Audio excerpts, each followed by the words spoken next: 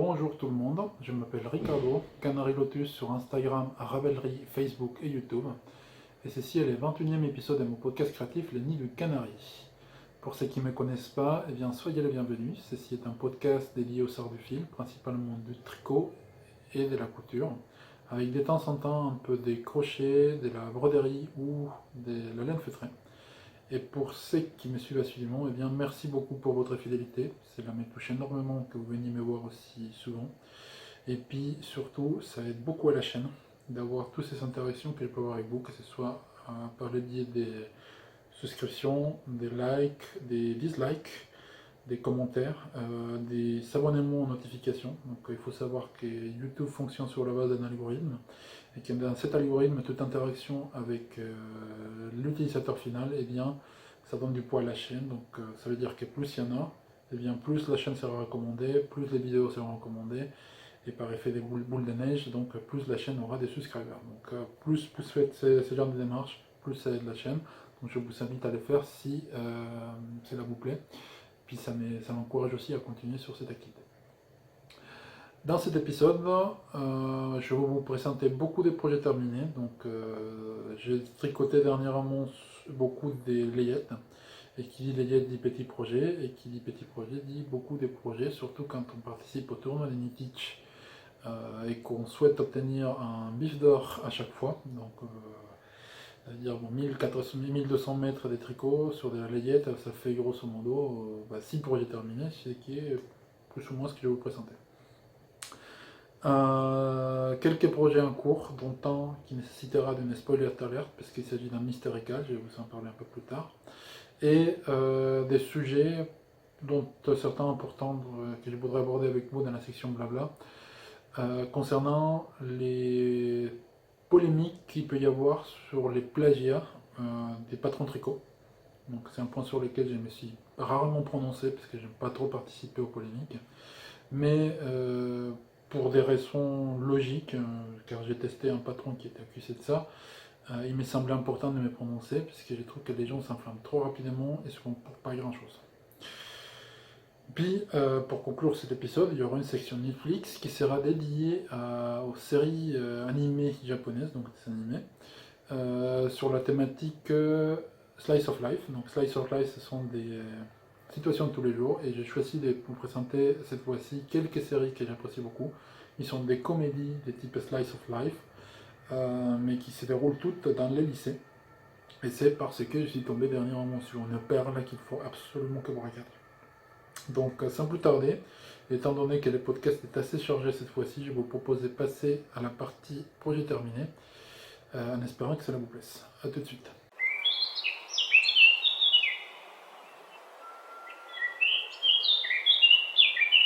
Projet terminé, cette fois-ci j'en ai 7, 6 projets tricot et un projet couture.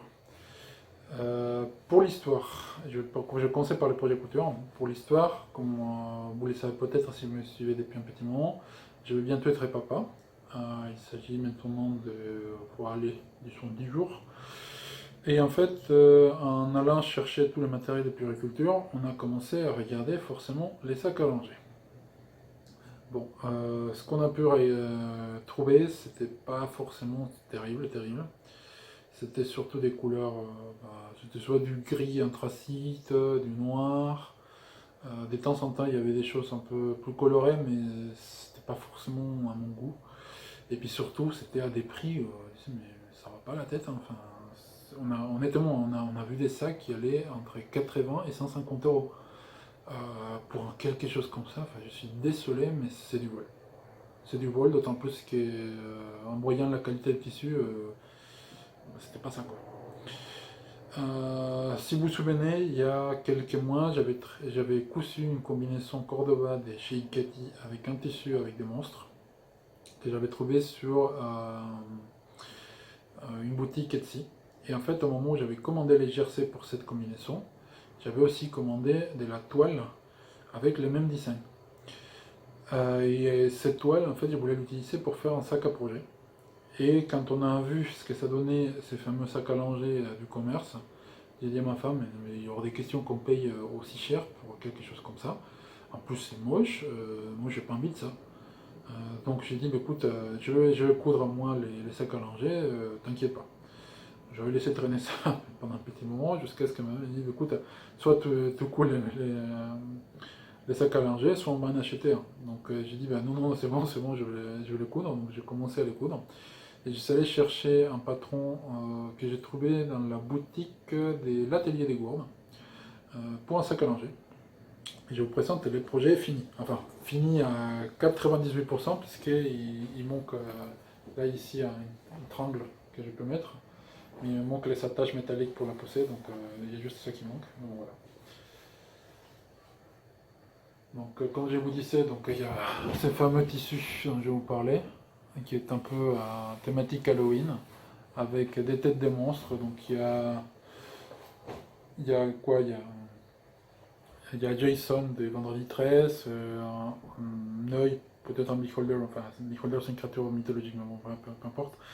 Une toile d'araignée, un démon, un vampire, qu'on s'appelle un zombie, un extraterrestre, une pierre tombale, une momie, enfin bref, c'est assez rigolo, je trouve. Ma femme au début n'aimait pas trop, parce qu'elle trouvait que c'était, ouais, c'est moche, c'est monstre avec un gamin, c'est pas très beau. Et en fait, au final, quand elle a vu la combinaison Cordoba, elle a flashé aussi sur les tissus. Donc j'ai utilisé, j'ai décidé, bon, bah, puisque j'ai pas cousu qu'on s'appelle mon sac à projet, bah, je vais faire un sac à langer avec ça. Et donc j'ai cousu ça. Donc vous pouvez voir au devant, donc il y a un espace pour ranger les tapis à langer, dans lesquels donc l'idée c'est de pouvoir l'attacher avec des attaches, des boutons pression. Voilà. Il y a un passepoil pour marquer un peu le moment de la jointure avec les anses. Et puis à l'intérieur, il y a des poches élastiquées. Voilà. Et une poche latérale assez profonde qui permettrait donc de ranger un peu des papiers ou autre chose, quoi. Donc en plus de ça, donc, bon, il y a la sangle, donc, comme je vous disais que je n'ai pas encore pu attacher, et un porte-tétine qui est plutôt sympathique et qui m'a permis d'apprendre un certain nombre de techniques. Donc le projet était très intéressant, donc j'ai appris pas mal de choses. Donc ici dans celui-ci, j'ai appris à faire des coutures à l'anglaise. Qui pour le coup, enfin, c'est quelque chose que j'avais jamais fait. J'ai appris aussi à gérer tout ce qui est surplus des tissus quand on a à faire quelque chose comme un sac à dos. Bon, c'est pas parfait, bien évidemment, il y a des moments où ça se voit que c'est pas tout à fait 100% bien réussi, mais franchement, je suis plutôt content de ces projets-là, puisque surtout, et ça m'a appris à manipuler tout ce qui est fermeture éclair. J'avais déjà cousu une fermeture éclair quand j'avais fait mon pantalon, enfin la toile de mon pantalon, mais jamais avec les complexités qu'on peut voir ici. Donc j'ai quand même pas mal appris par la douleur souvent.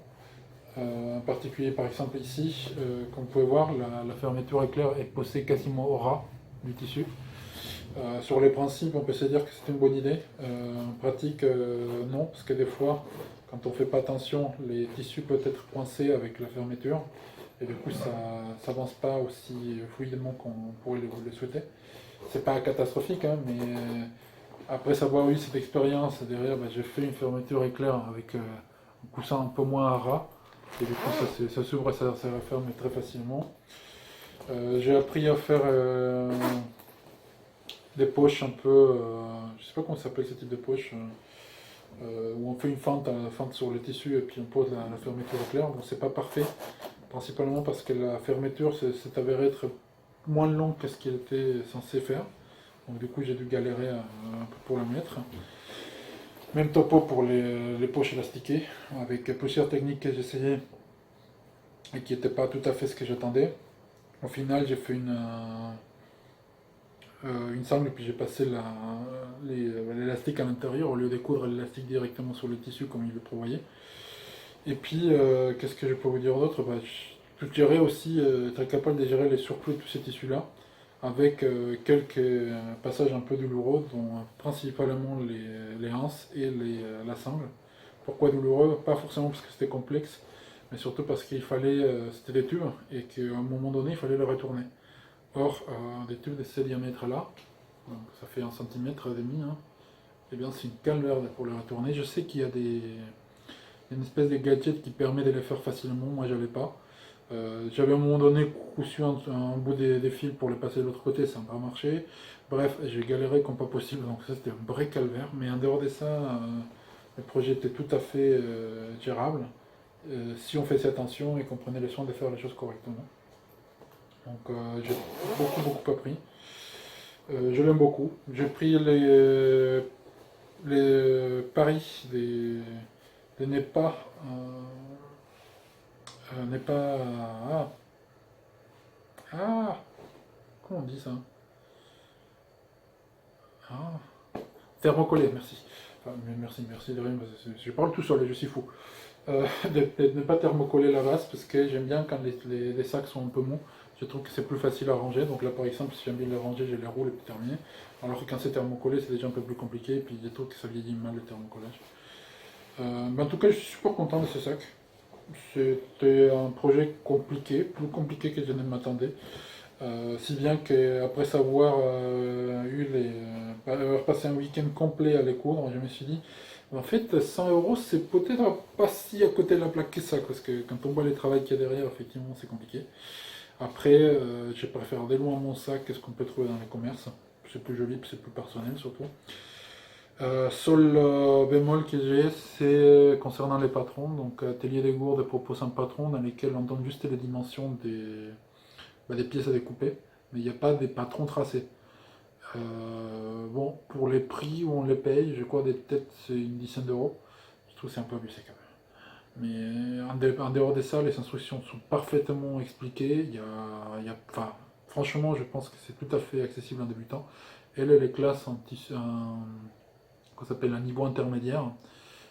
Je comprends pourquoi, parce qu'il y a quand même, comme je dis, c'est beaucoup de techniques qu'il faut maîtriser pour les faire parfaitement. Après, si on les fait pour la première fois, au moins, il y a un peu des casses, donc particulièrement des sévices, parce que j'en ai cassé 7.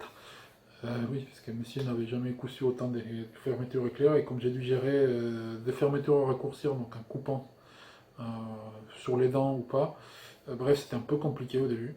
Et puis des fois il y avait des collisions, en plus avec l'épaisseur de tissu, enfin c'était pas forcément super simple.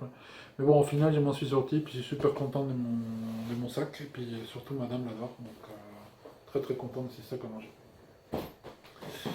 Deuxième projet terminé, c'est un projet personnel, c'est un petit pull que j'ai fini juste hier, et c'est un pull en brioche pour bébé. Donc voilà. Donc comment je l'ai fait? Eh bien, j'utilisais des laines de chez Katia, donc qualité Merino Baby. Donc moi, pour ceux qui me suivent, c'est une qualité. Je suis rarement attiré par des laines industrielles. Par contre, la laine de chez Katia et la Merino Baby en particulier, je la trouve très bien parce que je la trouve douce. Je sais qu'elle vieillit très bien, et puis je trouve qu'elle a une gamme de couleurs qui est quand même assez intéressante.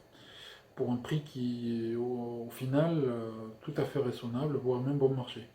Donc qualité-prix, pour moi, presque imbattable. Bien meilleure que celle des Drops, par exemple, parce que moi, la Drops, je suis fâché contre la Drops, mais j'aime pas du tout. J'aime pas. Je vais pas forcément donner mon avis, je sais qu'il y a beaucoup de gens qui aiment beaucoup, mais moi, j'aime pas du tout la qualité Drops, et en particulier pas la qualité équivalente à la Merino Baby de chez Katia. Donc c'est pas du tout pareil, et ça vieillit pas du tout pareil.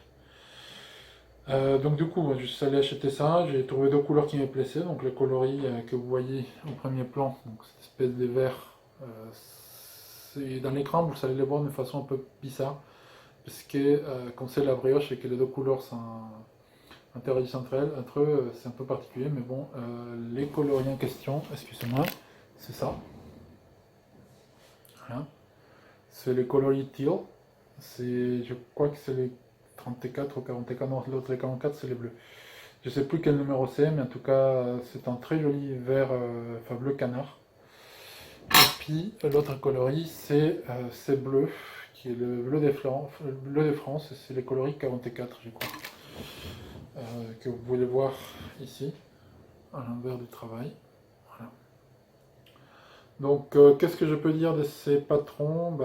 Qu'il n'y en a pas, parce que j'ai monté des mailles, comme j'ai pensé que c'était nécessaire, et j'ai commencé à faire un raglan comme j'ai pensé que c'était nécessaire, et j'ai continué à faire des mailles, enfin à coudre, tricoter, comme j'ai pensé que c'était nécessaire. Bref, il n'y a pas de patron, c'est tout au fil de l'eau, quoi. Mais je trouve que le résultat final est vraiment super. Si bien que je suis vraiment à deux doigts de faire un pull pour moi comme ça. Simplement que comme j'ai déjà un gros pull, un brioche qui est en cours, c'est-à-dire peut-être c'est quand même un tout petit peu, finir d'abord les projets en cours avant de commencer un deuxième. Qu'est-ce que je peux dire d'autre sur ces petits projets? Eh bien, la première aussi, si, c'est un point un peu particulier, parce qu'on ne le voit pas trop à l'écran. Mais comme c'est de la brioche, j'ai dû faire des rayures 1-1. Et je trouve que ça donne super bien. Mais je pense que c'est vraiment une question de bien trouver les deux couleurs qui interagissent correctement ensemble. Parce qu'avec les couleurs un peu plus contrastantes, je ne suis pas sûr que ça fonctionne. Et puis le seul regret, c'est l'encolure, que je pense va être un poil trop serré. Donc j'ai mesuré, au total ça fait une ouverture de 21 cm. Mais c'est peut-être pas suffisant, donc à mon avis il va falloir que je les tricote et puis que je vais monter un I-cord à la place pour garder l'élasticité de la brèche, d'autant plus que quand on voit à quel point elle est extensible, donc allez, vous voyez, c'est quasiment la largeur de mon torse, donc au niveau espace c'est très bien, c'est juste l'école qui est un peu perfectible, mais sinon je suis super content de ces pulls que je trouve très jolis. Voilà. Ah si, dernier point, j'utilisais un peu plus c'était une pelote, 1,8 pelote, quelque chose comme ça. C'était des restes que j'avais déjà dans mon stage, puis je suis allé acheter deux autres pelotes. Au total, donc, c'est un petit pull qui est pas si petit que ça, parce qu'il y a presque 500 mètres de fil, voire un tout petit peu plus. Voilà. De toute façon, je mettrai comme d'habitude la fiche descriptive du projet avec les métrages correspondants. Voilà. Deuxième projet tricot fini, c'est ces jolis gilets, qui est les gilets Jules, qui est, comme vous pouvez le voir, il y a tous les fils qui pendouillent. C'est un petit gilet à capuche, donc vous voyez la capuche, une manche, voilà, et qui est un gilet croisé, puisque il y a 4 boutonnières en 2 rangées parallèles des 2 boutons, qui ne sont pas encore cousus. Donc ces gilets, c'est un patron des Lily Conto, à qui j'ai fait un grand coucou et que j'ai eu l'occasion de voir lors du Knit Style Story le week-end dernier à la Villa Violet. Et c'est un patron que j'avais déjà tricoté auparavant, quand j'avais fait un cadeau pour une collègue qui allait justement avoir un bébé. Donc qu'est-ce que je peux dire de ces patrons à part que c'est super drôle à tricoter. Moi je l'avais fait juste après la fin du premier match des Knitich. Bon, le Knitich c'est quand même assez éprouvant, c'est une course au métrage. Une fois qu'on a terminé, il faut bien un truc pour se déstresser, et ça franchement c'est THE projet pour le faire. Parce que c'est que du pan mousse. Parce que la construction est quand même assez sympathique, hein. On commence par les manches à plat. Et en fait, une fois qu'on arrive à la manche à plat ouverte en deux, on tricote les dos, après on monte les devants, et puis à la fin on finit par une couture. Ce qui fait que c'est pas ennuyant, malgré le fait que ce soit du pan mousse, on s'ennuie pas. Et puis c'est super simple à faire, c'est agréable. En plus, je l'ai tricoté avec la laine d'Elissa, donc ma teinturière d'amour. Squirrel Yarns, qualité tourbillon noisette DK, coloris brandy, que j'avais dans mon stash. Et c'est super doux, quoi. C'est une douceur incroyable. Difficulté, il n'y en a pas, à part quand on est en boulet, qu'on s'appelle Ricardo et qu'on oublie de monter cette maille alors qu'on devait monter. Je vois que c'était 57 entre compte sa maille et qu'il en montre 50. Du coup, ici, je me retrouve avec une bande que j'ai dû tricoter à part pour justement pallier à ces problèmes-là.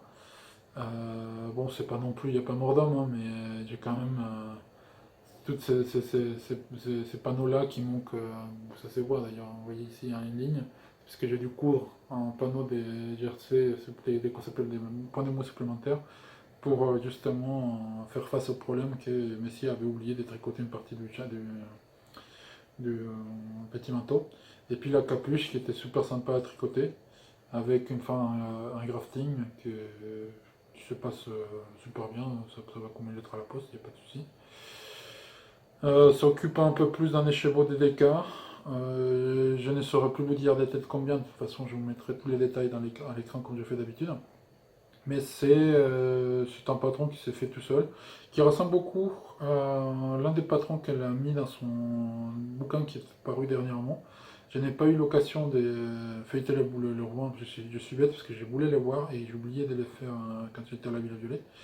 Mais en tout cas, c'est un patron que j'aime beaucoup, que j'apprécie beaucoup et qui fait partie pour moi des basiques layettes. Super facile à tricoter. Franchement, c'est un patron que je pense que je vais refaire parce que je l'aime beaucoup. Puis voilà.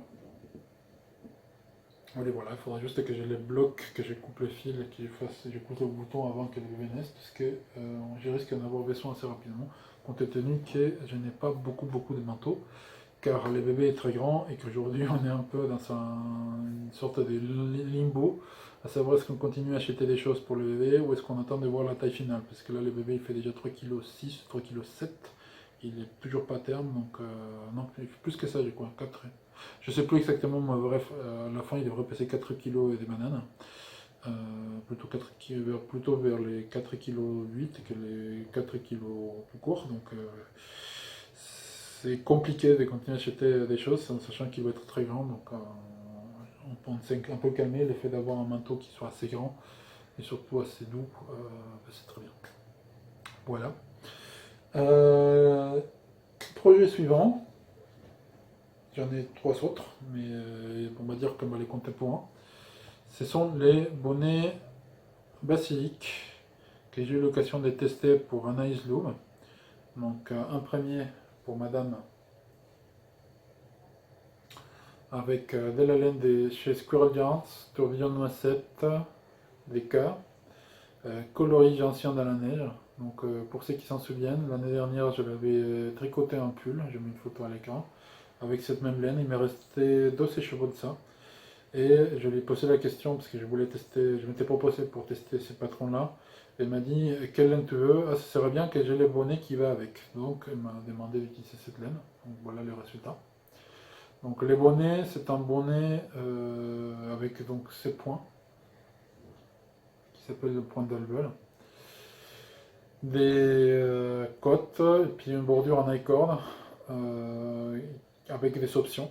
Donc les patrons n'est pas encore sorti, mais Anaïs nous a dit qu'on pouvait bien communiquer et partager des photos à son sujet, donc je partage carrément les projets dans une vidéo. Très agréable à tricoter. Je l'ai testé, donc ça c'est la taille L adulte et M.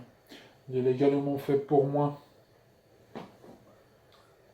avec de la laine toujours des Squirrel Yarns, donc cette fois-ci c'est toujours de la tourbillon noisette DK, cette fois-ci c'est coloris charbon.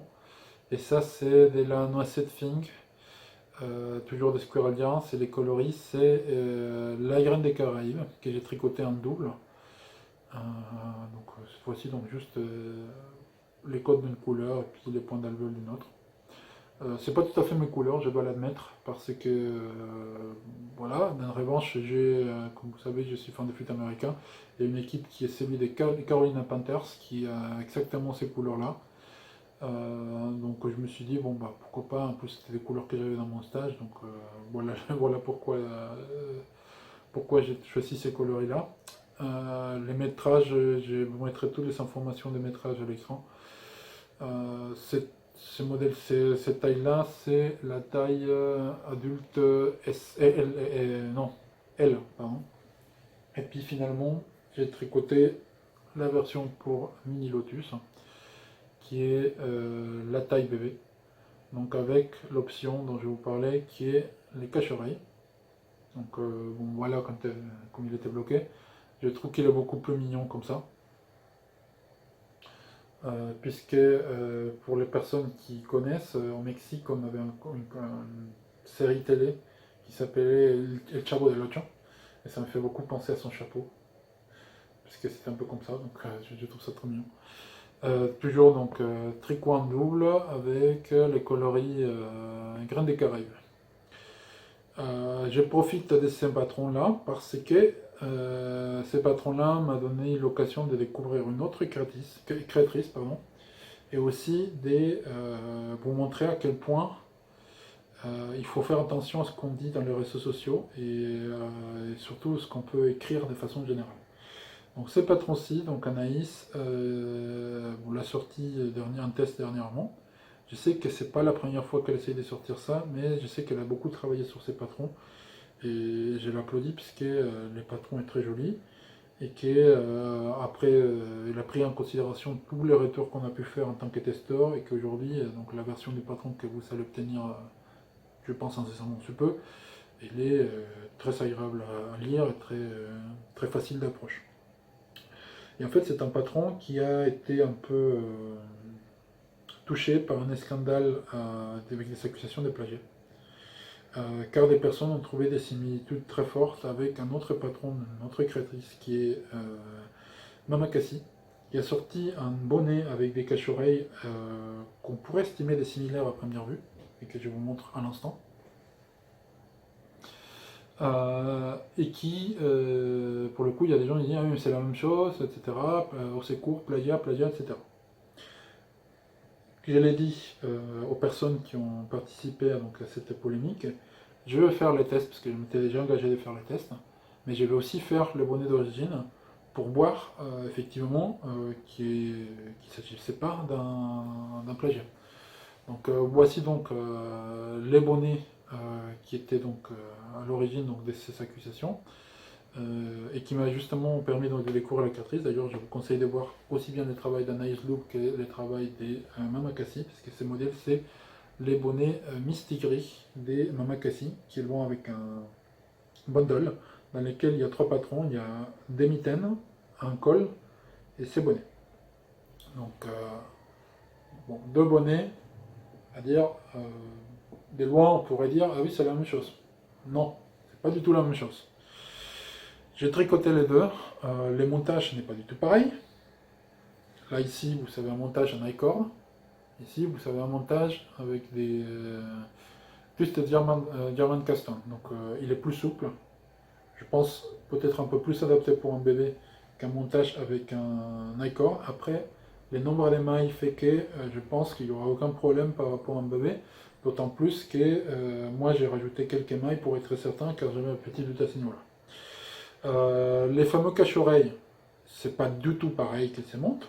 Je ne veux pas dire les techniques parce que ça serait vous révéler les patrons, ce sont des patrons payants, je le rappelle. Mais la construction des deux cache-oreilles, ça n'a rien à voir. Et puis surtout, les points en haut, ça n'a rien à voir l'un avec l'autre. D'un côté, vous savez quelque chose qui est, on va dire, plutôt assez fluide. De l'autre côté, vous savez quelque chose qui est très graphique. Donc avec un modèle qui, par sa fluidité, je pense peut-être un peu plus souple. Et de l'autre côté, vous savez quelque chose qui est extrêmement graphique et qui mettra en valeur peut-être les laines d'une façon très très différente par rapport à celui-ci.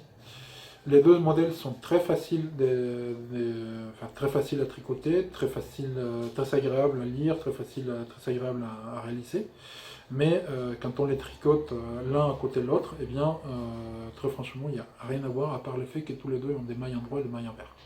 Et encore que je crois qu'il y en a un qui n'a pas de mailles en vert, peu importe. Ou les deux. Non, parce que si, il y a des côtés. Donc les deux ont des mailles à droit et mailles en vert. Mais en dehors de ça, ils sont strictement rien commun à part le fait que les deux aient des cache-oreilles et que les deux soient bonnets. Donc ça veut dire quoi? Ça veut dire que quand vous faites des accusations et quand vous voyez quelque chose qui rassemble, c'est pas parce que ça rassemble que c'est pareil. Je pense, et je l'ai déjà dit sur Instagram,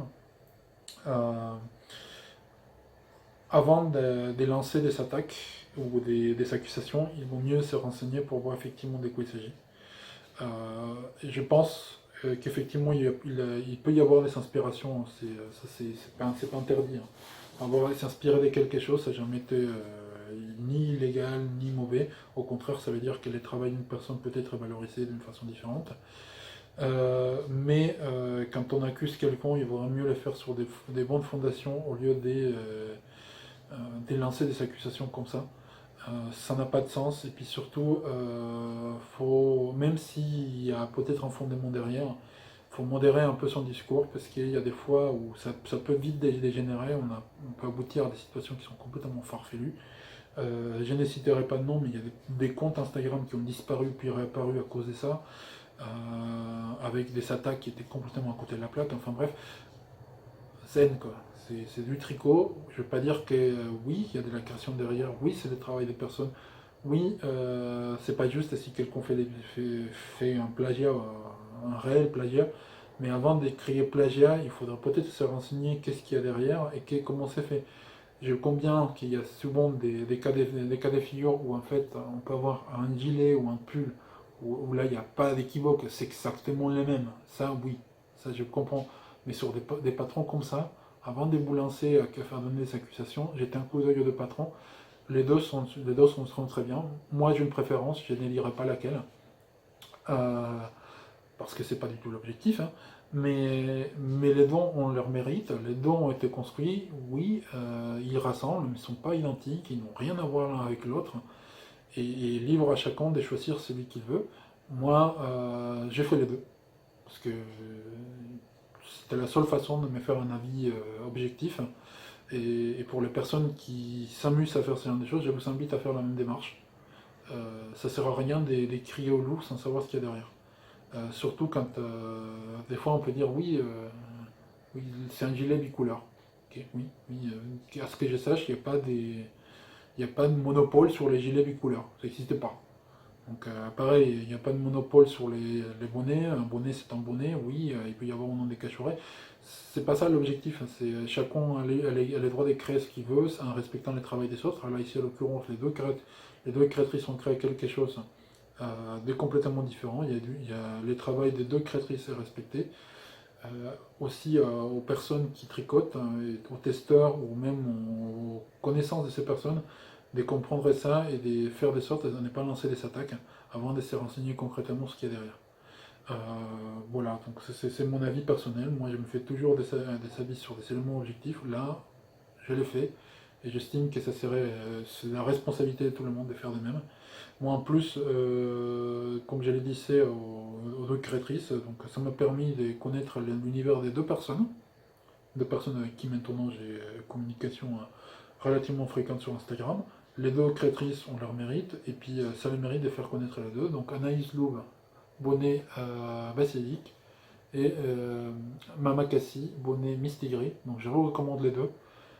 Chacun a ses mérites, chacun a ses qualités, plus graphiques, plus du tout.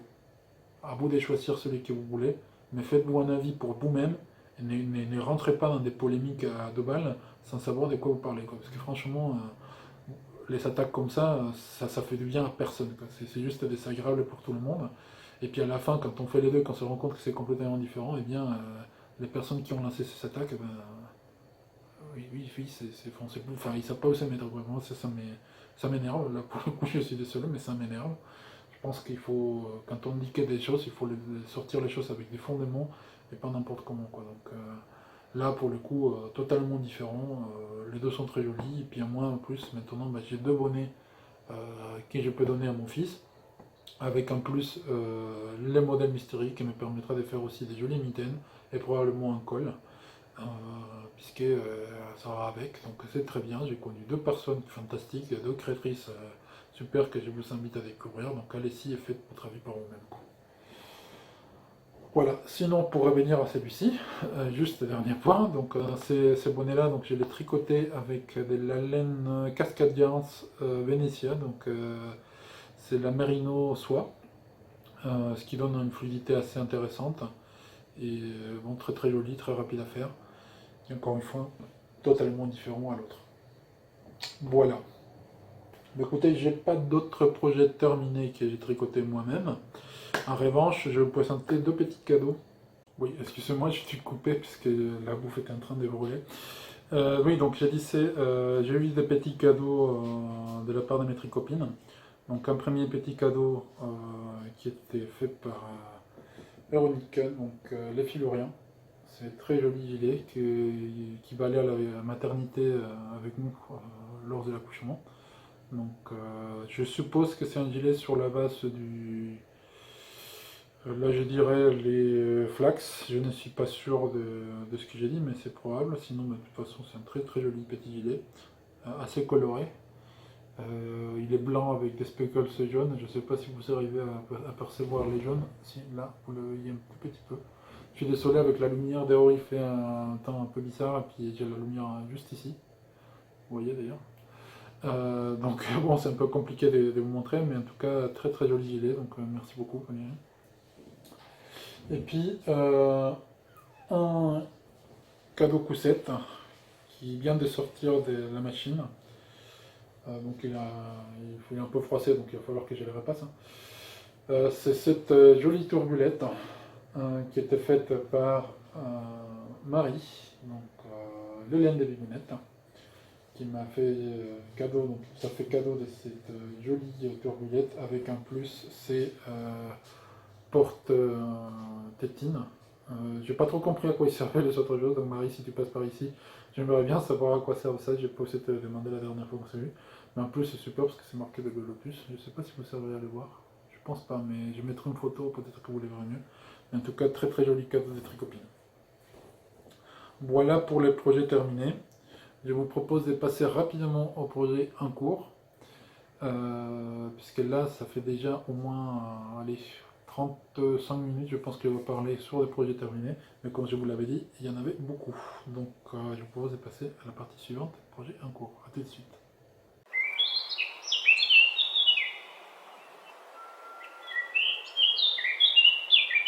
Donc, projet en cours, cette fois-ci, j'en ai 3. Dans le temps que je n'ai pas vous montrer, les projets en question, c'est mon pull en brioche de Stephen West et les Excuse Me Sweater, dont je vous mets une photo à l'instant. Donc les pulls avancent, il est presque terminé au niveau du corps. Il me va me manquer quelque chose comme 3 ou 4 cm à l'heure actuelle. Simplement, je ne veux pas les bloquer. Je ne veux pas faire le rabattage. Pourquoi? Parce que, n'oublions pas qu'il s'agit d'un pull en brioche, en laine DK. Ça veut dire qu'il est lourd. Là aujourd'hui, je vais pas baisser, mais à vue d'œil, il y en a bien pour déjà 700 voire 800 grammes de laine. Donc c'est donc un pull très lourd. Et en fait, j'ai peur qu'avec tous ces poids-là, ils s'étendent à mort. J'ai pas envie de me retrouver avec une robe, bien que ça puisse faire le bonheur de certaines personnes, n'est-ce pas, Caro? Je vous mets une petite photo d'un essayage qu'elle avait fait, donc Caro Scrap. Donc, bref, les pulls, j'ai peur qu'ils s'étendent trop, donc je vais d'abord faire les manches. Je vais bloquer et après je verrai si s'étendent ou pas. Et en fonction de s'ils s'étendent pas, je verrai jusqu'où je vais au niveau du bas. Parce que sinon, j'ai peur vraiment de me retrouver avec quelque chose d'importable.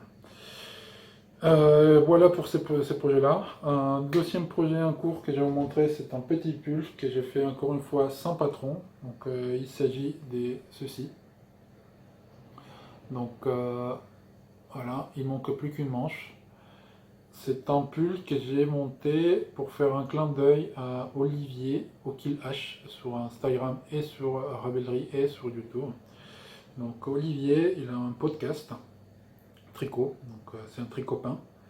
Et en fait, il disait dans son podcast, en présentant un pull très joli qu'il a fait, que voilà, mais bon, qu'il n'était pas parfait, puisqu'il est débutant, etc., etc., etc.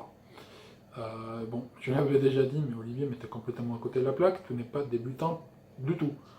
Et en fait, en pensant à ça, je me suis dit, bah, tiens, pour lui faire un clin d'œil, j'ai pris des restes de laine et j'ai monté ça. Et juste comme ça, sur un coup de tête. Et en fait, il est très joli, mis à part qu'il a un gros problème au niveau de l'encolure. En fait, j'ai mal calculé le nombre de mailles que je voulais avoir en haut. Et comme j'aime pas des patrons, comme j'ai pas de patron, j'ai rien. Je le fais comme ça vient. Et bien au final, j'ai abouti à quelque chose qui est un peu disgracieux au niveau de ces pôles. Je pense que je vais pouvoir les corriger une fois le blocage fait. Mais si j'arrive pas à corriger ça, ben, je vais devoir défaire. C'est pas bien grave, hein, ça m'a pris quoi, une nuit pour une petite après-midi, 2 nuits. Mais bon, c'est un pull qui est très très joli avec un point qui est très facile à faire. donc il ne restait plus que la manche, donc bientôt terminé. Je l'ai fait avec un fil Katia, c'est les coloris numéro 3 je crois, donc c'est une sorte des beiges avec cru. Ouais, c'est une coloris assez terne, moi c'est pas du tout le type de coloris que j'aime bien. Ma femme aime bien ces pulls, moi je l'aime bien aussi, mais juste ce truc au niveau de ses épaules qui est pas terrible. On verra bien ce que ça donne une fois bloqué, hein. Donc, projet très facile, je l'ai fait sur la base de rien du tout. En fait, j'ai pris juste les mesures qu'il y avait dans un habit pour enfant, et puis je me suis lancé en faisant un pull qu'on s'appelle bottom-up, donc tout droit et en faisant quelques diminutions au niveau de l'encolure, mais je me suis complètement gonflé dans l'encolure. Donc, on verra bien ce que ça donne à la fin. Mais bon, voilà, pour ces projets-là.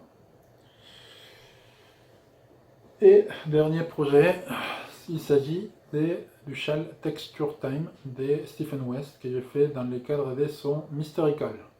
Donc avant de procéder à vous le montrer, je vous préviens, il s'agit donc d'un calme mystère. Donc pour les personnes qui sont en train de le faire et qui ne souhaitent pas avoir des spoilers, je vous invite à sauter cette partie de vidéo. Je vous indiquerai à l'instant donc à quelle minute vous pouvez continuer à regarder les podcasts. Et pour les autres, eh bien, je vais vous parler de ces fameux calmes et de ces fameux podcasts, de ces fameux châles. Donc c'est un châle qui utilise 5 chevaux.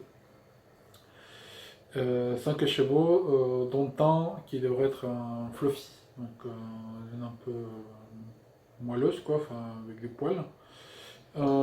Et avec deux couleurs contrastantes. Une couleur principale qui doit contraster beaucoup avec les autres et une couleur plus contrastante. Moi, ma couleur principale, c'est celle-ci. C'est une laine qu'on m'avait envoyée dans le cadre du Extreme Color Cal. Et c'est une laine de chez une teinturerie américaine dont la marque s'appelle Wobble Gobble.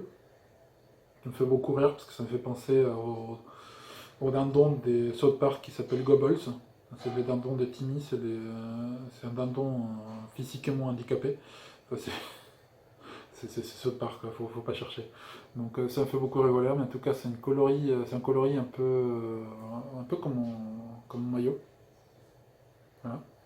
Très très très joli, que j'aime beaucoup. Et puis bon, mes couleurs contrastantes donc, sont celles-ci. Ça c'est de la Undercover Otter, c'est le coloris s'appelle Atragon. C'est un... Wow, ça sature à mort. Oula. Bon bah vous allez voir un truc un objet flashy non identifié. En fait c'est du vert avec du bleu, très flashy tous les deux. Donc du coup vous voyez une espèce de truc, c'est atroce. Je vous mettrai une photo des différents sécheurs parce que là je pense que vous voyez que dalle. Mais bon c'est une laine, c'est une singles. Mon deuxième coloris contrastant c'est celui-ci, donc c'est les coloris Hulk chez Imogen Big Bad Jones. C'est une laine fingering. Je sais pas sa base Maline, c'est une autre. Je sais plus, je crois que c'est juste fingering que s'appelle la base. En tout cas, c'est un cadeau qu'elle m'avait fait et que j'aime beaucoup parce que c'est vert, c'est ma couleur préférée. Et en fait, ça allait super bien avec les autres couleurs contrastantes que j'avais choisies.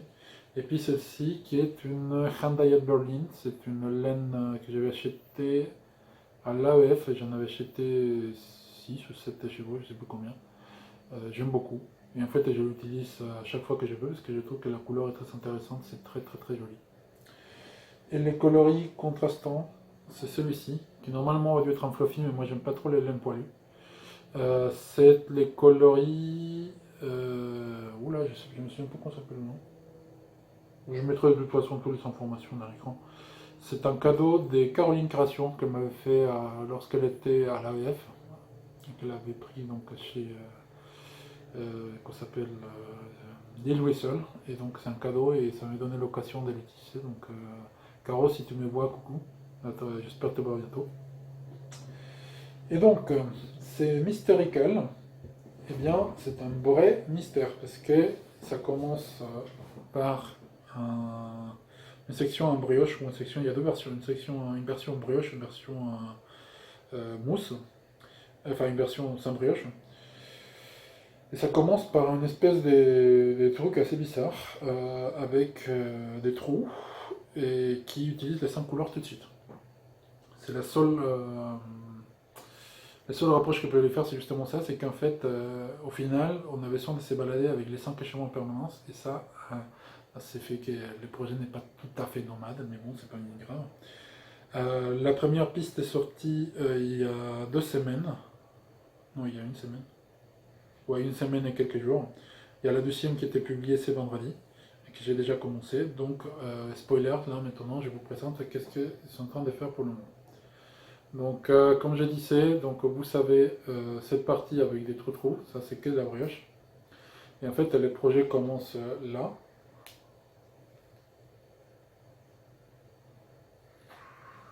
On fait des augmentations assez drastiques jusqu'à arriver ici. Et après, on ferme tout pour ne laisser que 3 mailles. Ça, c'était la première piste.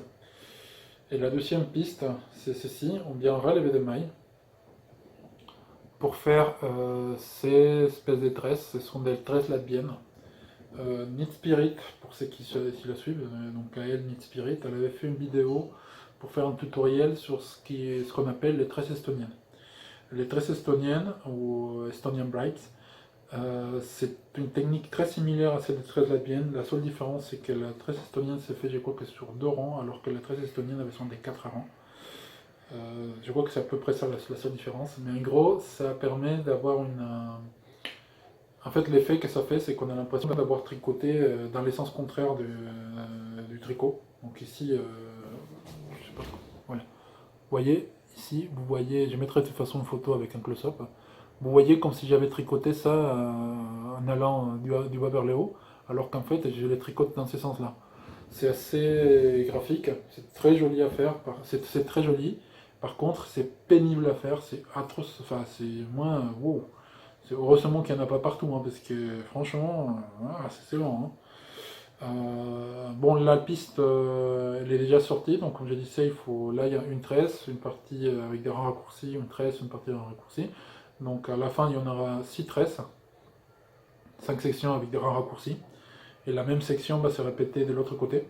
Donc je vous mets une photo du spoiler qu'a sorti lui-même. L'échelle, je pense que ça va être plutôt une sorte d'étole assez longue et un peu wavy. Pour le moment, c'est très agréable à tricoter, très original, j'avoue, être assez perplexe par rapport à la construction. Mais en tout cas, ce que j'ai beaucoup aimé, c'est ça. C'est que graphiquement, c'est juste magnifique. Euh, Après, ce que j'ai dit, c'est un triple L des mag, c'est que je pense que c'est. Parce que j'avais un doute par rapport au coloris qu'elle avait choisi. Je pense que plus les couleurs sont contrastantes et limite fade pour celles qui sont. Enfin, la couleur principale doit être vraiment très contrastante et les autres doivent être plutôt fade. Je pense qu'on peut obtenir des choses très très jolies. En fait, moi, les versions que j'ai les plus aimées, ce sont celles où il y a justement un contraste très marqué. Mais après, bon, c'est moi, hein, moi j'aime bien le truc très contrasté. Mais en tout cas, pour le moment, voilà l'échelle. C'est très joli. Moi, j'ai bien décommencé à peine la piste 2 ce matin, donc forcément, ça ressemble pas à grand chose. Donc, c'est pour ça que je vous mettrai la photo. Mais en tout cas, très très sympathique à faire. J'attends impatiemment la nouvelle piste pour savoir ce que ça va donner, parce que là, franchement, plus ça avance et plus ça m'intrigue. Voilà. Pour les projets en cours, je vous propose de passer à la partie blabla stash, dans laquelle je vais vous parler un peu des Need Style Story, de tous les achats que j'ai fait et surtout des projets qui vont venir à la base, sur la base des achats que j'ai pu faire là-bas. A tout de suite.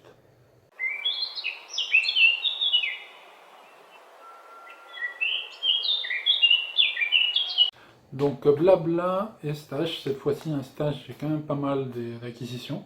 Puisque comme vous le savez, les week-ends derniers, c'était les Knitted Style Story, en deuxième édition, à la Villa Violet. Et donc, je suis allé dire bonjour à certaines personnes que j'avais déjà rencontrées, donc, particulièrement Nathalie, Lisa, Anaïs Louvre, Julie Knits in Paris, Julie Cantu, Lily Cantu, pardon, enfin Julie Party quoi. Et bref, et Catherine, donc des Madeleine et Philibert. Et donc, j'ai comme d'habitude craqué un tout petit peu et j'ai acheté pas mal de choses. Et pour commencer, des laines chez Nathalie, donc By Night Creations, By Night Heights. Donc, c'est joli coloris jaune, assez bif, qui est du Nertran. C'est dans sa base Full Moon, donc il faut savoir que moi j'adore les BFL. Là, c'est du BFL. C'est du 5 mètres pour 400 grammes. Et j'ai pris pour aller avec ceci. C'est c'est sa base Halo. Donc ça c'est coloré avec c'est une teinture à l'oignon. Et c'est du 72% mohair, 28% soie, 50 mètres pour 50 grammes pour 420 mètres. Donc qu'est-ce que je compte faire avec ça? Je compte faire les gilets Like a Cloud des Coqui Locatelli, que j'avais vu dans les podcasts d'Elise Taylor. Il l'avait fait avec des laines de chez l'a bien aimé, en rose. Et en fait, moi j'étais tombé amoureux de ces gilets. Je trouve qu'il est très joli. Et en fait, ma femme, ça fait un petit moment qu'elle me tanne pour que je lui tricote quelque chose de mohair. Moi, c'est la première fois que je vais vraiment travailler avec du mohair, pour en parler, enfin pour un vrai projet. Pourquoi? Parce que moi, les mohair, ça a tendance, au bout un certain moment, c'est pas tout de suite, mais assez rapidement, ça commence à me piquer les nez. Donc, je suis un tout petit peu allergique, et j'aime pas trop ça. Et donc, l'idée, c'était de tricoter ça, parce qu'elle le voulait, pour lui faire plaisir, bien que moi, au niveau, on va dire, confort des tricotages, ce soit pas ça, mais bon, c'est pas bien grave, tant que ça lui fait plaisir, tout le monde est content. Et donc j'ai déjà fait un échantillon pour aller pour justement faire ça. Il m'est resté un peu des Full Moon, cette fois-ci en coloris rose. C'était la cochenille que j'avais encore en stock, donc j'ai profité de ça pour tricoter l'échantillon parce que je suis un peu juste au niveau de la laine Full Moon jaune là. Et donc voilà mon échantillon. Ça sera forcément pas ça la coloris parce que la rose ça change totalement la tonalité. En tout cas, ça m'a bien donné une idée de l'échantillon, c'est très doux et c'est plus extensible que ce que j'ai. Enfin, c'est beaucoup plus souple que ce qu'elle. Enfin, l'échantillon ne correspond pas tout à fait à ce qu'elle donnait, je m'attendais fortement à ça. Du coup, ça m'a permis de bien évaluer la taille, donc moi je vais le faire en taille S et ça va aller parfaitement à ma femme. Donc j'ai hâte de pouvoir commencer à les faire. Toujours chez By Night.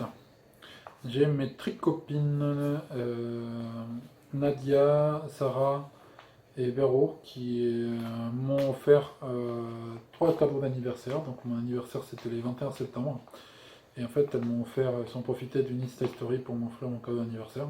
Donc chacune m'a offert un écheveau des By Night. C'est dans sa qualité Supernova et c'est du Campèche. Donc c'est magnifique coloris que j'adore. Et je vais l'utiliser avec de la laine de chez Squirrel Yarns, donc chez qui j'avais acheté tout ça. Donc j'avais acheté un écheveau des Cueillir la fille, donc une coloris très proche à celui-ci, hein. Pas tout à fait, mais pas loin. J'avais pris un seul de celui-là. Je lui avais pris deux ou trois écheveaux d'Abyss, qui est ces coloris-là. Et 3 écheveaux de celui-ci qui est le fruit du hasard. Donc ça c'est la noix figue, ça c'est la noix figue aussi, et ça c'est la noix figue. Donc noix figue, c'est sa qualité mérino cachemire nylon, donc 80% mérino, 10% cachemire, 10% nylon, 5 grammes 400 mètres. Et en fait c'est une base qui est très ronde, très dodue. Si bien qu'en fait, quand on la voit, on a l'impression de voir presque de la déca, alors que c'est bien une fingering. Donc, qu'est-ce que je vais faire avec ça? Je vais me faire les pulls Go to Raglan des Stephen West, que je vais malheureusement devoir adapter, parce que je ne compte pas les faire en déca, comme il est fait. En fait, lui, ce qu'il fait, c'est qu'il fait du marlette, c'est-à-dire qu'il combine deux fils des deux laines différentes pour aboutir à un fil des types déca et tricoter avec ça et donc avoir des coloris un peu plus variolés. Moi je vais les faire uniquement en fingering et donc je vais devoir un peu adapter pour obtenir les bons échantillons. quitte à devoir rajouter des mailles, enfin modifier totalement les patrons, mais en tout cas c'est le même principe. Et donc l'idée c'est de faire les cols avec ça, les corps avec ces deux-là. Et pour les manches, je n'ai pas encore décidé. Pour les côtes du bas, je vais les faire également avec ça. Donc ça va faire un pull très très joli. Je sais, ça va faire un peu bizarre, c'est des coloris qui ne sont pas tout à fait les miennes. Mais de temps en temps, j'aime aussi m'habiller avec des choses un peu plus passe-partout. Dit-il le mec qui est habillé en violet flashy. Bref, chez Lisa, j'ai également pris non, une graine à fond de service. Non, ça c'était un ancien. Chez Catherine, donc de chez Madeleine et Philibert, j'ai pris deux sèche-cheveux de celle-ci, c'est la SOC, c'est la coloris Djibouti, et c'est 75% Merino Superwash, 25% nylon. Comme vous voyez, c'est une coloris super, super sobre, comme ce que j'aime. Et puis ce coloris Galway qui est un bleu canard très joli, avec des pointes un peu noires. Très très nuancé, c'est très très très joli. Dans sa vase Mary, donc c'est du 100% Merino Superwash. Voilà. Et chez Julie Comtou, Lily Comtou, pardon. Je dis à chaque fois ça parce que son prénom c'est Julie, donc forcément je confonds tout le temps. Chez Lily Comtou, donc j'ai pris pas mal des choses. J'ai pris des localants, j'ai pris des nouvelles séries. Si, des nouvelles séries. Parce qu'en fait, moi, comme vous le savez, je tricote beaucoup. Mes sévilles sont. Moi, je tricote avec des sévilles en bois, parce que j'aime bien ça. Et ça fait un petit moment que mes sévilles sont un peu émoussées, soit. Bah, ils commencent à avoir du vécu, quoi. Et ça fait un petit moment que je voulais les changer. Et en voyant un peu ce qu'elle avait dans son stand, j'ai vu qu'elle avait des sévilles de chez. Comment ça s'appelle? De chez Leak. Et du coup, je dis, bon, bah, tu en as déjà quelques-unes. J'aime bien comment elles sont conçues, donc je dis, bon, je vais en prendre. Et donc, du coup, j'ai pris plusieurs jeux d'aiguilles Leak en taille 3,75, parce que moi, c'est la taille, c'est ma taille. En fait, j'ai deux tailles de préférence. Pour les châles, c'est 3,75, pour les pulls, c'est 3,25. C'est pratiquement invariable. Les 3,5, ça commence à être de plus en plus rare que je m'en serve.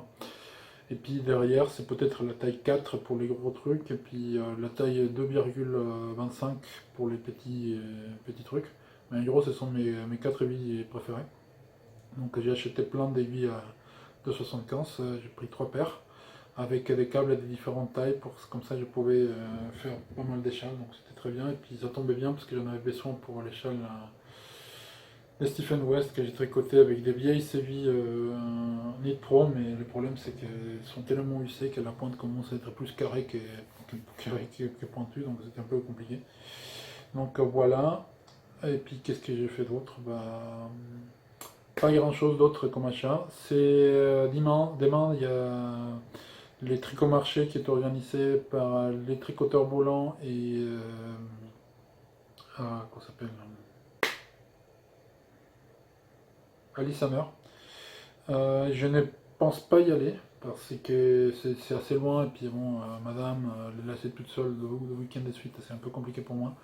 Il y aura, entre autres, il y aura toujours Lily Contou, et il y aura Imogen, avec qui on fera un tricoté, c'est mardi, avant qu'elle parte à Inverness, donc pour vendre la laine.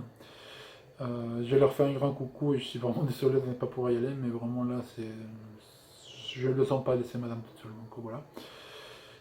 Qu'est-ce que j'ai à vous dire d'autre, à part que les cales des Soissillons est toujours ouvert, donc il n'y a pas d'inscription formelle, donc vous pouvez poster directement projet terminé tant que ces projets ont été commencés et terminés dans la période du cal, à savoir entre les 1er juillet et les 31 décembre. Donc allez-y, il est ouvert à tous. Toutes les règles sont expliquées en français, anglais et espagnol, donc il est ouvert à tout le monde. Et sinon, je participe au Nitich au sein de l'équipe Serpentard. On a malheureusement perdu les premiers matchs. Mais c'est pas grave, l'année dernière c'était pareil. Donc j'ai confiance encore qu'on va pouvoir aller à la finale et qu'on va la gagner cette fois-ci, contrairement à ce qui s'est passé l'année dernière. Moi j'ai tricoté déjà pour le premier match un peu plus des 1400 mètres. Dans ces matchs-ci, je vais être aux alentours des 1300 et des bananes.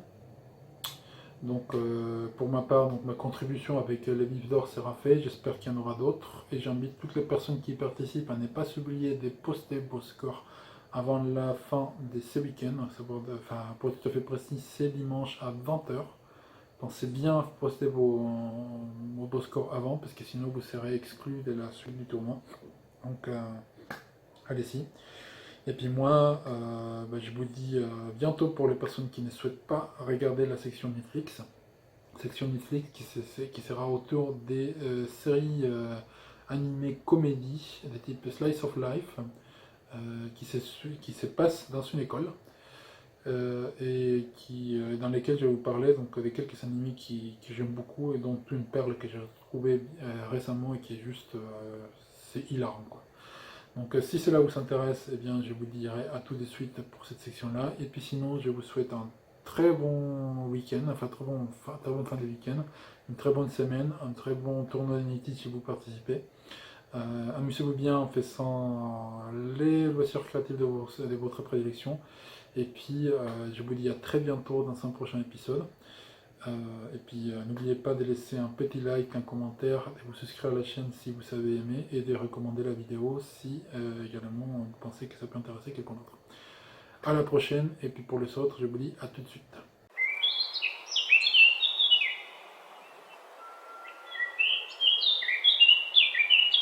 Donc Netflix, cette fois-ci en Netflix, je vais vous parler des séries animées avec des éléments de comédie des types Slice of Life.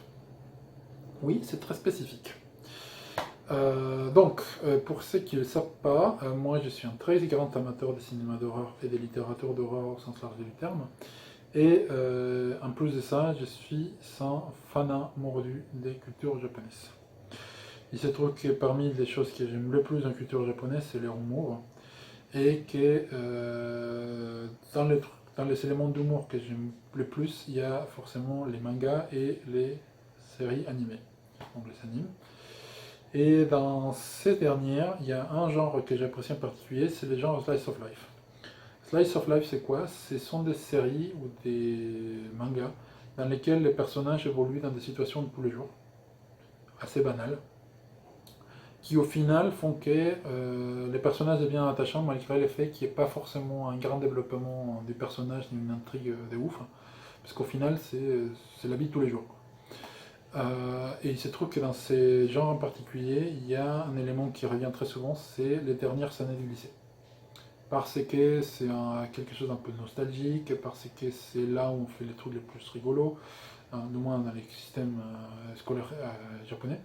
Et donc du coup, c'est quelque chose qui est assez répandu dans ces genres d'animés, et qui donne aussi des lieux à des séries assez intéressantes, parmi lesquelles une que j'ai trouvée il y a quelques jours qui s'appelle Asobi Asobase, qui est une série sortie juste l'année dernière, donc très récente, qui compte aujourd'hui 12 épisodes en OAV. Donc en OAV, c'est un épisode spécial qui sort pas à la télé mais qui sort uniquement en vidéo, et qui a déjà une saison 2 qui était confirmée. Donc la série elle se base comme la plupart des séries animées japonaises sur la base d'un manga, qui est un manga de Rin Susukawa de 2015, qui compte 6 volumes. Et c'est une série dans laquelle il y a 3 personnages qui évoluent ensemble, qui deviennent amis, dans un collège de filles, enfin une lycée de filles, pardon, c'est pour filles, et qui deviennent amis et qui forment un club dans lequel l'idée c'est de passer le temps. Oui, ça a l'air complètement idiot. En fait, Asobi Asobase, si on faisait la traduction littérale, ça veut dire jouant des jeux. Donc la série commence avec deux personnages, donc un personnage qui est une gaijin, c'est pas tout à fait une gaijin puisque elle est étrangère, enfin ses parents sont étrangers mais elle est née au Japon, mais comme elle a les cheveux blonds, tout le monde pense qu'elle ne parle pas japonais correctement et qu'elle parle anglais. Et en fait elle joue le jeu, et elle profite de cette opportunité pour mener en bateau l'une de ses camarades et avec qui elle s'est dit bah, je vais m'amuser avec elle et elle va devenir un peu ma victime et je vais jouer avec elle que des jeux idiots.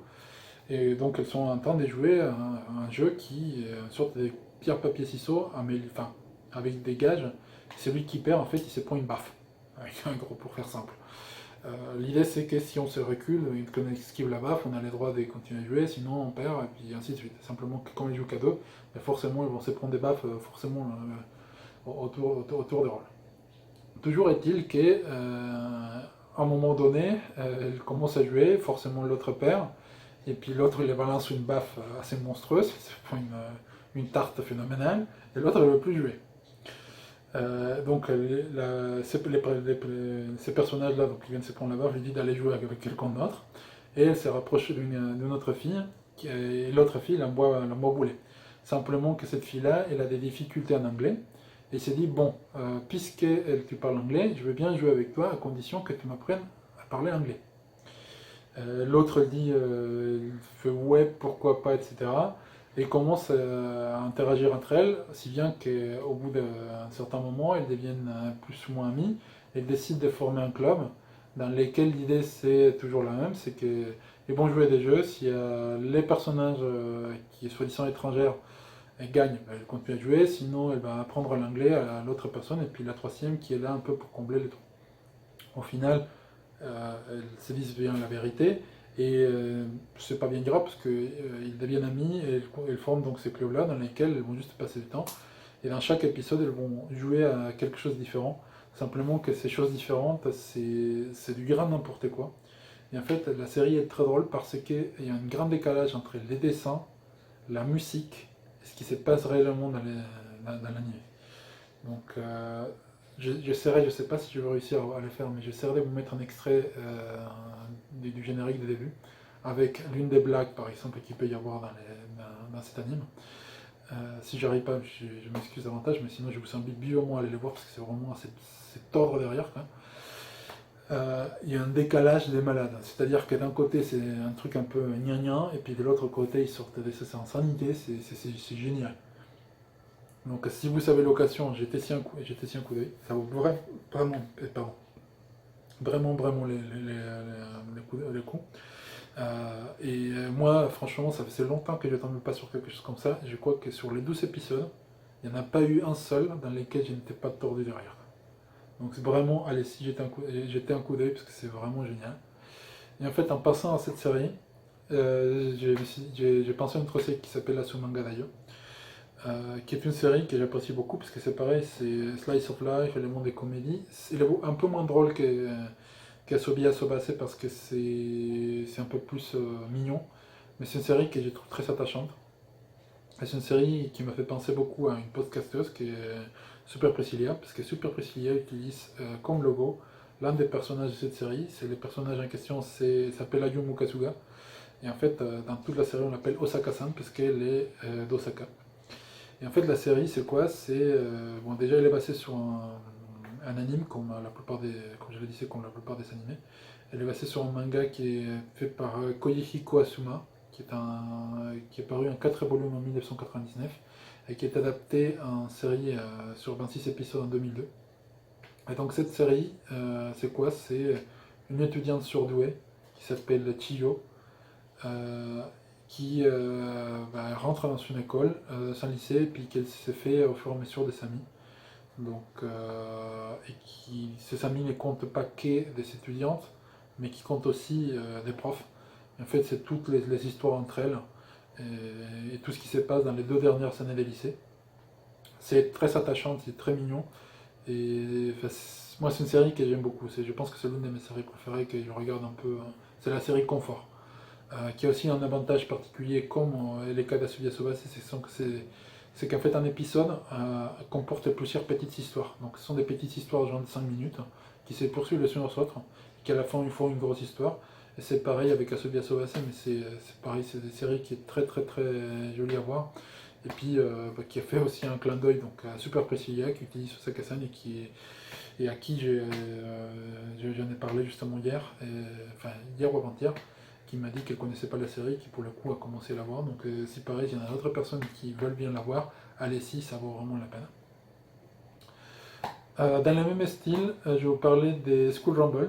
Donc School Rumble, c'est sur un manga de Jin Kobayashi de 2002, paru en 23 volumes, adapté en 2004 sur sa première saison des SOAB, deux SOAB parus en 2015, deuxième saison apparue en 2006, des SOAB encore une fois en 2008, qui compte donc aujourd'hui 56 épisodes et qui je pense ne verra pas d'autres épisodes paraître. C'est une série qui est très drôle, qui est très très très drôle. C'est l'histoire une sorte de délinquant qui tombe amoureux d'une fille et qui un peu se met au carreau justement pour cette fille, et qui commence un peu à se faire des amis, mais c'est toujours dans des situations un peu bizarres, c'est-à-dire que il a tendance à tout exagérer, à tout prendre au premier degré, et donc il fait que des trucs un peu idiots. Et la nana dont il est tombé amoureux, elle est à peu près pareil, donc c'est assez marrant quoi. Enfin, les seuls points de cette série, c'est que si j'ai un conseil à vous donner, si vous voulez la voir, regardez bien l'animé, n'allez pas voir la BD, parce que la BD ça va très bien jusqu'à grosso modo au moment où la série s'arrête, la série animée s'arrête, et après elle rentre elle casse les côtés comiques par un côté un peu mélodramatique, et ça devient très rapidement très désagréable à lire. Donc la série elle est juste géniale, en plus les génériques des fins, il est vraiment particulièrement mémorable. Mais bon, n'allez pas voir les mangas, ça vaut pas les détours. Dernière série, toujours dans ces thèmes-là, ça va être la série Susumiya Harai no Jutsu, qui est traduit en anglais comme La mélancolie des Harai Susuyama. C'est une série de 2006 qui compte aujourd'hui 28 épisodes et qui se base sur un manga qui est des Nagara Tomigawa, qui est paru entre 2003 et 2011 sur la forme d'un light novel, qui compte aujourd'hui en tant que manga des 11 volumes. Donc la série, est un peu difficile à décrire, parce que si on regarde la série telle qu'elle est sortie au Japon, c'est une série qui n'est pas linéaire. C'est-à-dire que quand on regarde un épisode, c'est pas parce que c'est l'épisode 1 que c'est vraiment l'épisode 1. En fait, si on réordonne l'histoire, je crois qu'il n'y a aucun épisode qui tombe vraiment là où il devrait être. Mais en tout cas, moi je vous conseille, si vous la regardez, de la regarder telle qu'elle est sortie au Japon, et après éventuellement de la regarder dans l'ordre. L'idée c'est quoi? C'est une femme qui est une nana qui s'appelle Harawi Susumiya, qui a un pouvoir un peu spécial, c'est-à-dire que tout ce qui se passe autour d'elle n'existe que parce qu'il y a elle. C'est-à-dire qu'à partir du moment où elle s'ennuie ou qu'elle n'a plus envie de quelque chose, cette chose disparaît. Donc du coup, elle attire l'attention des personnages un peu particuliers. Je ne peux pas trop vous dire quoi ou qu'est-ce qu'ils font et pourquoi, parce que ça casserait totalement l'intérêt de la série. Mais ce qu'il faut comprendre, c'est qu'en fait, tous ces personnages se réunissent ensemble pour devenir je crois qu'elle devient la présidente du conseil de l'école. Et à la fin, ils se mettent tous ensemble pour faire des choses. La fille tombe en plus amoureuse d'un garçon. Et en fait, tout se passe pour tout ce qu'ils font, c'est pour qu'elle ne s'ennuie pas. Et c'est très intéressant et surtout drôle. Donc si vous avez l'occasion de la regarder, encore une fois, allez-y. Bien que sur les 4 que je vous ai recommandés, mon ordre de recommandations, c'est pour ceux qui veulent voir des trucs un peu mignons, c'est Asumanga Daioh. Pour ceux qui veulent se marrer à mourir derrière, c'est Asobi Asobase. Après ça c'est School Rumble, et à la fin c'est là qui est un peu moins drôle que les autres. Voilà. Donc voilà les 4 séries que je voulais vous recommander dans cet épisode de Netflix. J'espère que vous allez aimer.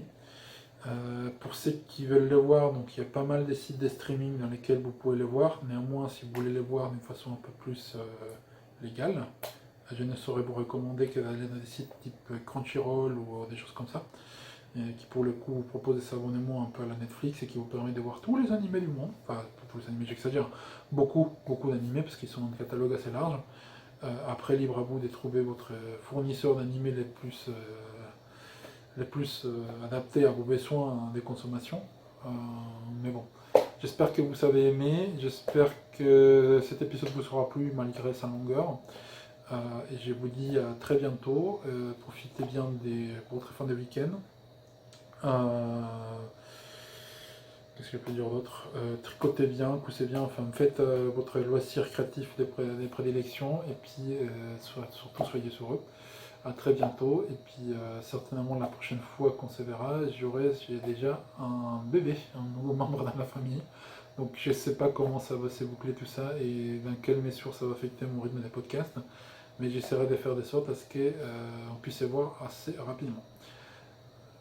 Écoutez, merci beaucoup pour être là et puis encore une fois merci pour vos likes, vos commentaires et abonnez-vous si ce n'est pas fait. À la prochaine. Au revoir. Bye.